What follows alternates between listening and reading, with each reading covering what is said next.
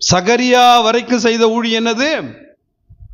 ஆசாரிய ஊழியம், லேவி கோத்திரத்தாருக்கு உள்ள சுதந்திரம். இப்ப நல்லா கவனிக்கணும்.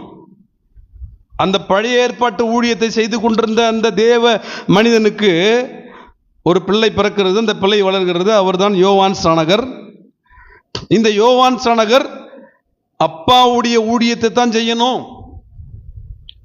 இந்த யோவான் ஸ்நானகர் அப்பாவை போலவே அந்த ஊழியத்தை செய்யணும்னு சொன்னா அப்பாவை கூடவே நின்றுக்கிட்டு அப்பா செய்யறதே செஞ்சிருப்பாரு.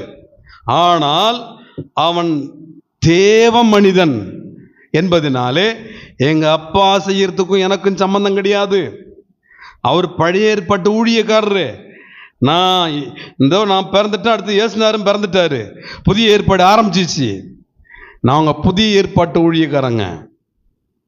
ஆரோனை போல அழைக்கப்பட்டால் மட்டும்தான் இந்த கனமான ஊழியத்திற்கு நாங்கள் வர முடியும். தானாக வரக்கூடாது, வர முடியாது என்பதை அறிந்த ஒரு தேவ மனிதன்.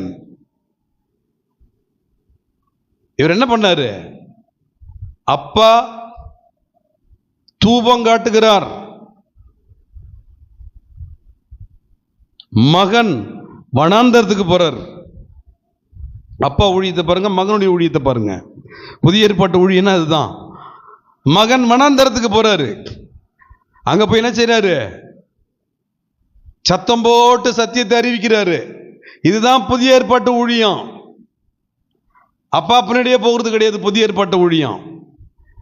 அப்பா உயிரை கொடுத்து கத்திக்கிட்டு இருப்பாரு, பிள்ளை பிரியமானவர்களே அப்படின்னு பேசுறது இல்லை புதிய ஏற்பாட்டு ஊழியம்.